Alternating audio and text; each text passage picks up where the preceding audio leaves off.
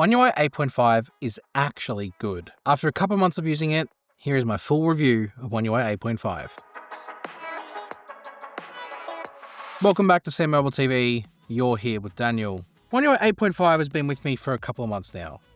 Unofficially, a couple of months, about officially with the beta, about a month. What I really love about what they've done is they've just overhauled the visuals of One UI and given it a bit of a more mature, but also more playful side. There's some freshness about it. You've got a bit more with the quick panel. The icons look like they're vibrant and popping above the screen. It's just a bit of a fresh appeal to the interface. I kind of think it's almost got a bit of the fun, dare I say, from the TouchWiz days, but with way more polish and finesse about it. Because if we be honest, TouchWiz was ugly and difficult to look at, but had lots of positives in terms of the feature set. I love the visual touches that Samsung have them implemented. God, that's hard to say. Like the overlays with the menus that kind of sit above the actual apps themselves kind of give it that 3D or depth effect about it, where it's got like a foreground and a background because there's like a little bit of a shadow, a little bit of a gradient. Looks sensational. You know, you've got the search icons that kind of sit above the photos in the gallery, for example, that kind of, again, give it that sort of visual element of something floating above something. That sort of appeal extends out into a lot of Samsung's native apps. You've got apps like Reminder, which have that visual overlay with things like the search icon down the bottom and the search icon at the top. That's not a search icon. The Add Reminder tab is what I mean. My Files. You can go into My Files and you've got that same sort of look about it with this time it's the search tab overlaid over the top. And then you've got the more visual sort of looking thing with the gradients and the blur and stuff in the background that's starting to take shape. Even if you go into things like the settings, the same sort of thing. The settings has sort of been cleaned up from a visual aesthetic, including removing the subheadings to make it, again, more visual. You know, you've got the phone app with the dialer, having that overlaid over the top. And even now, with some newer apps that are starting to get updated, things like Samsung Notes, where you're having those overlays, again, put over the top of things. It's just all starting to come together. But it's not just about the visual look, it's got some practicality behind it too. Because like I said, that search bar is starting to come down to the bottom of things, and that just makes it easier to use one-handed. So I've noticed it in my time that having that there in not just in the things like the settings, but also in like the app drawer, having it down the bottom there just makes it easier to grab and reach for when you're holding the phone. It's just an overall better visual experience. And when I go back to my Fold 7, everything kind of feels a little bit cluttered. Like the biggest example of that is going into the settings and you see them side by side. The settings menu on the Fold 7, you can see all of the subheadings there, which make it look cluttered and not neat. Whereas the settings menu over here has that sort of more cleaner aesthetic, and it just sort of looks better with the search icon down the bottom because it's easier to reach than the one at the top. Everything's kind of got a bit of a better place about it now. I've also been digging the little customization extras that you get out of One UI 8.5, especially the quick panel. Having the option to customize this to look like that, it just gives you that, again, ownership over your phone. And I know it's probably borrowed and inspired from iOS and whatever, who cares? Everyone's borrowing from everyone at this point. So let's just take it and move on. And what we've got here is just the option to really hit that edit icon and change what you don't like. Whether you want to remove something, so if something here isn't to your liking, you can hit remove. Whether you want to extend something out to be over 2 spaces instead of 1. Whether you want to move that something, so whether you don't like that toggle there and you want to move it, you've got that freedom and flexibility to customize it.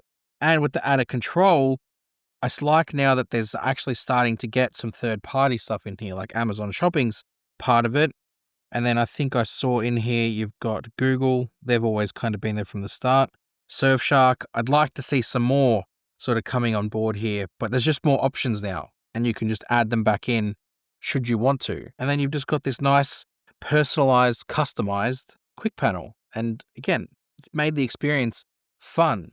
Similar thing, I go back to my Fold 7 with that quick panel, and it just looks boring and bland, and the fact I can't move everything to where I want it to is annoying. And initially, with the camera on One UI 8.5, I was fuming because they actually removed 2 of my favorite features that I use, single take and dual recording.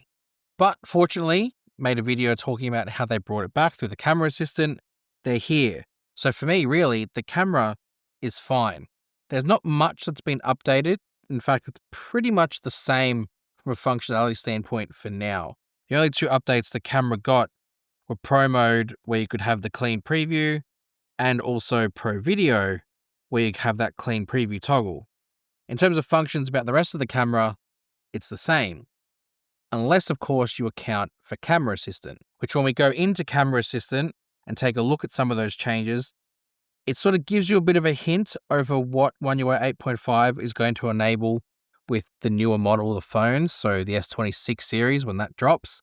So it just gives you extra toggles, extra features like presets in Pro Mode, and tilt wireless lens controlling, as well as the option to customize indicators with the camera. So this, I think, is something I'm going to reserve a bit more judgment for when we get the S26, because there's undoubtedly going to be camera changes coming to that.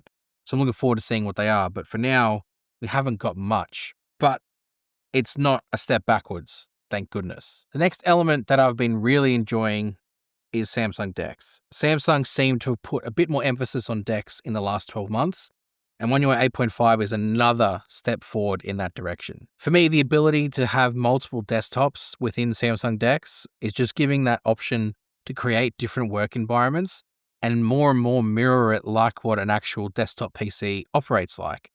Like whether you've got a Windows or a Mac, both of them have that option to create those multiple desktops with different workflows able to be launched in each one. And Samsung DeX having that now with the S25 Ultra and One UI 8.5 just gives you that freedom to do that. Now it just needs multiple monitor support.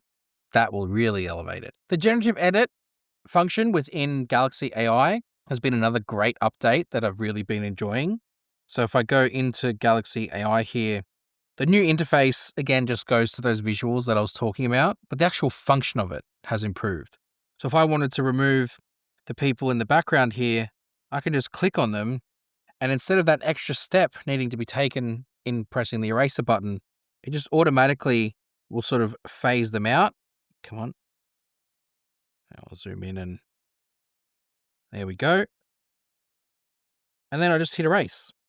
And then the best part about this is that rather than having to go back if you miss something, like maybe I didn't want the pot plant in the background there, I can hit keep editing and I can just continue. And then I can get rid of that pot plant that's on the wall plant, and hit erase. And then if I wanted to maybe bring that back or go to a previous version of the photo, once it's removed everything, it actually stores the history. And that for me has been something I've been enjoying, because you can make mistakes or you can go back to a previous version should you want to. So you hit keep editing and you hit this little icon here and it stores the history of all of the previous edits that you had made. So I can go back to the previous one and then hit save copy, because let's face it, let's just keep that. And there you go. That's the new generative edit within Galaxy AI. I'm also really excited to see what Samsung does with log video, because they've made a big effort with One UI 8.5 to make some of the editing function of it a lot better. So you can see you've recorded here in log. Normally you swipe up and there's options to color correct from here, but now they've sort of expanded on it, and it looks like they're going to at least give you the option to add in LUTs. There's no option yet to add a LUT in, but you can see there's off or standard, and then it changes it and color corrects it. But you can also then go through and color correct yourself should you actually want to make it a bit more personalized to the way you think it looked on the day. Now, I'm really excited for the LUTs part to come in, because it's just going to be way easier. So part of what Samsung, I think, are going to try and do with the S26 series, in particular the Ultra, is give video creation a real big boost. And things like this are kind of a precursor as to what they might do. So this already is something I'm excited for, but I'm just really excited to see where it goes. But for now, it still functions pretty good. They're the things I've been enjoying with One UI 8.5. To be honest, I haven't found a lot that I don't like yet. The big one that I had an issue with has been fixed, the camera with the camera modes. Outside of that, I've actually been really enjoying everything that I've shown you.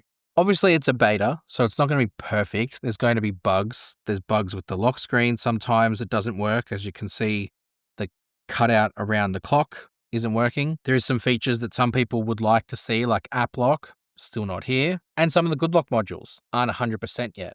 I really want Home Up back because that's far and away my favorite good lock module. And if I go to Home Up, it's still not working. So some of the ones have been updated and they're slowly getting updated as they sort of get closer and closer to the final release. But Home Up, the one I want, still isn't there. But the direction that Samsung are heading in here with One UI 8.5 is one that I am here for. I am completely obsessed with this new visual look, the customization that's coming in, and I just really want to see where Samsung are headed this year. The One UI 7 update had to happen so we could be here now. If you've been using One UI 8.5, let me know your experience with it so far in the comments below. Make sure you hit subscribe to SamMobile whilst you're down there, because as the final versions get released, this will be the place you'll get up to date with all of it, including our website. So make sure you go check that out. Go find us on all our socials, and we'll see you guys next time. Thanks.